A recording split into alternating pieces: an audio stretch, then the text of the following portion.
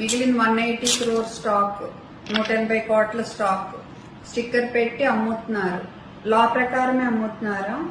ఇది ఓఆర్ఎస్ కాదు, పొరపాటున ఓఆర్ఎస్ అనుకుని తాగుతారేమో. మళ్ళీ ఇంకో ERZL ఉంది, ఇది లో షుగర్ 87% షుగర్ అని అమ్ముతున్నారు. ఇది ఒకటే అనుకుంటారేమో, అది కూడా కాదు. ఇందులో 87% లెస్ షుగర్ ఉంటుంది, కానీ ఇందులో సుక్రలోజ్ ఉంటుంది. సుక్రలోజ్ వల్లే లూజ్ మోషన్ పెరగొచ్చు. వీళ్ళు జనరల్లీ రికగ్నైజ్డ్ యాజ్ సేఫ్ అని పెద్ద పెద్ద అడ్వర్టైజ్మెంట్లు ఇస్తున్నారు. అలా అనుకుంటే డైట్ కోక్ లో ఆస్పార్టేమ్ కూడా జనరల్లీ రికగ్నైజ్డ్ యాజ్ సేఫే. రోజు డైట్ కోక్ ఇవ్వరు కదమ్మా మీ పిల్లలకి.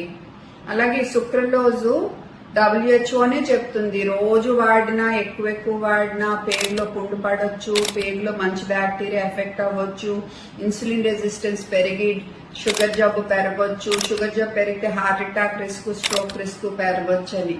అందుకనే డబ్బాలు కొనేసి రోజు తాగేయొద్దు, ఇదేదో గ్రేట్ హెల్త్ డ్రింక్ అని. ఓకే, మీ పిల్లలకి ఇవ్వద్దు. ఓఆర్ఎస్ అనుకుని అస్సలు ఇవ్వద్దు.